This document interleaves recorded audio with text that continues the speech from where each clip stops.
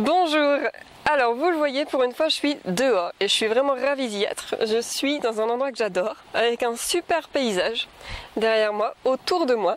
Je suis entre deux champs de maïs dans un superbe verger. J'aime beaucoup venir méditer ici. Et je voulais vous faire découvrir cet endroit, surtout parce que je trouvais ça pertinent pour aborder ensemble la notion de cadrage, de composition. Comment est-ce qu'on fait quand on est là comme moi, dans un sujet, parce qu'en fait j'ai tout un environnement autour de moi, pour cadrer, pour se repérer, je cache le micro avec devant, pour faire en sorte que ce qui nous a attiré au premier regard soit joli dans notre page. Comment faire en sorte pour prendre des repères là-dedans, pour choisir, pour finalement s'approprier ce qu'on a autour de nous. On va le voir ensemble et je pense que ce ne sera pas la dernière fois à l'extérieur parce que vraiment j'adore ça. Allez, c'est parti. Alors j'étais là, mais moi ce que j'ai envie de faire, ce que j'ai envie de vous montrer, c'est ce paysage-là. C'est un deuxième spot ici qui est très joli, qui a quelques maisons, qui est ici. Alors, quoi prendre? Vous voyez que j'ai déjà cadré avec l'appareil photo, j'ai déjà zoomé. On va dézoomer pour vous montrer. Tout d'abord, il faut savoir que vous savez qu'en photo, c'est pas joli quand on coupe la tête de quelqu'un, ou quand on frôle la tête de quelqu'un, ou quand on coupe la main, ou quand on coupe les articulations. Eh bien, pour ici, c'est pareil. C'est-à-dire qu'une articulation dans un arbre, ça va être le début d'une branche, entre le tronc et une branche, ou entre deux dédoublements de la branche. Frôler la branche, c'est pas non plus bon, parce qu'en fait, on ne comprend pas bien ce qu'il peut y avoir au-dessus. Donc il vaut mieux couper au tiers, à un tiers ou à un autre, pour couper correctement. Ensuite, le challenge, c'est de cadrer.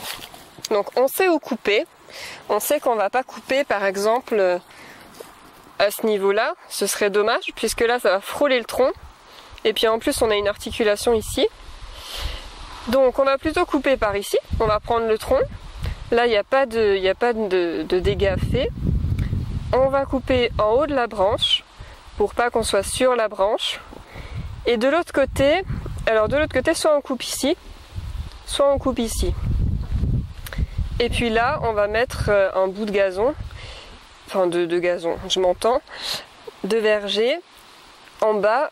Alors, comment faire pour que je sois sûre de mon cadrage? Eh bien, je prends mes deux mains, comme ceci, et qui vont me faire des équerres en fait. Alors, est-ce que c'est plus joli comme ça? Ou est-ce que c'est plus joli comme ça? Alors c'est là qu'il faut un petit peu imaginer. Moi je trouve qu'entre les deux troncs, ça fait qu'on respire pas tellement. En fait ça enferme. Il faudrait le faire comme ça. Donc on va plutôt se concentrer ici, là-dessus. Ça veut dire que là maintenant, il faut que je prenne mes repères. Je suis à droite du tronc, au-dessus de la branche, entre les deux branches. Je suis au niveau de l'arbuste qui est là. Et je suis par terre au niveau, on va dire, de l'ombre qu'on voit ici. D'accord?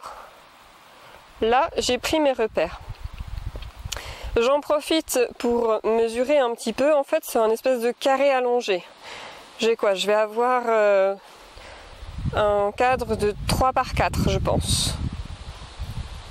Alors voilà ce que j'ai amené dans mon sac. J'ai crayon et gomme que je tenais dans la main juste avant.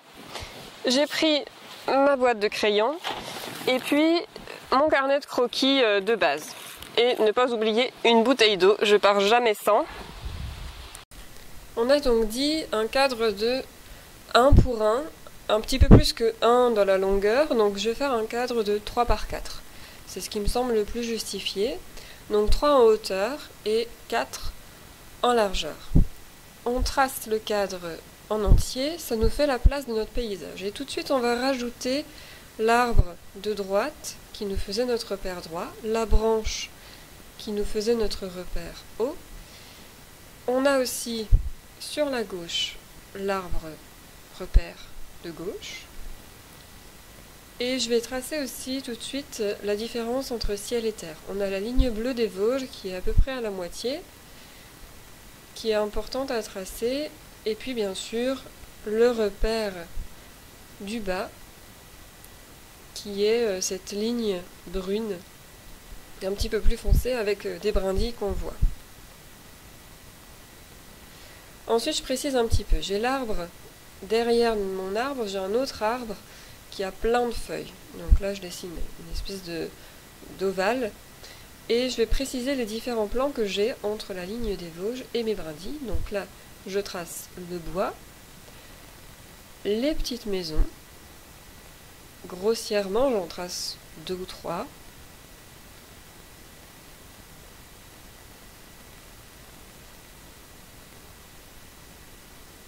Et ensuite, alors, j'ai encore une habitation à gauche qui va me déterminer le début d'un champ. Si vous voyez, il y a une espèce de bande verte. C'est le champ que je dois matérialiser. Et ce champ se termine en bas avec le haut d'une barrière d'arbres.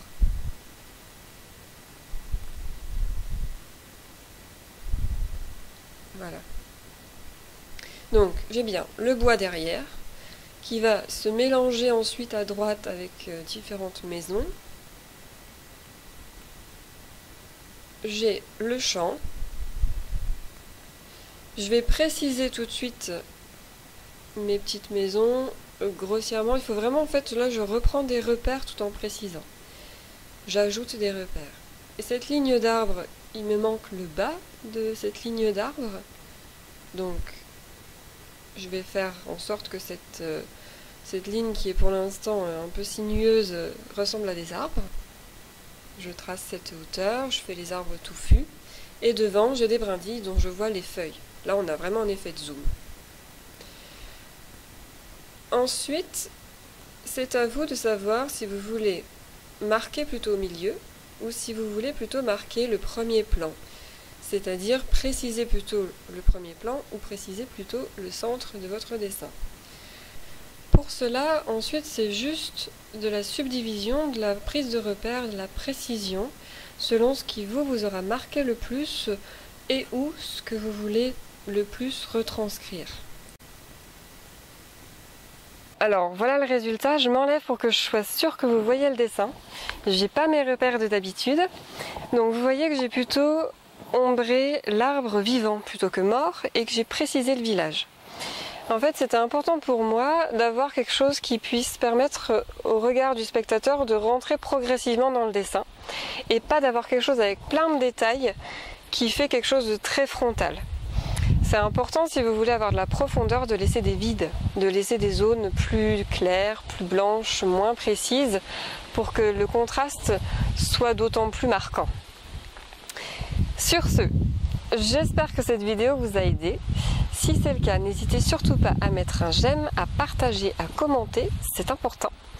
Et puis je vous retrouve très bientôt pour de nouvelles aventures.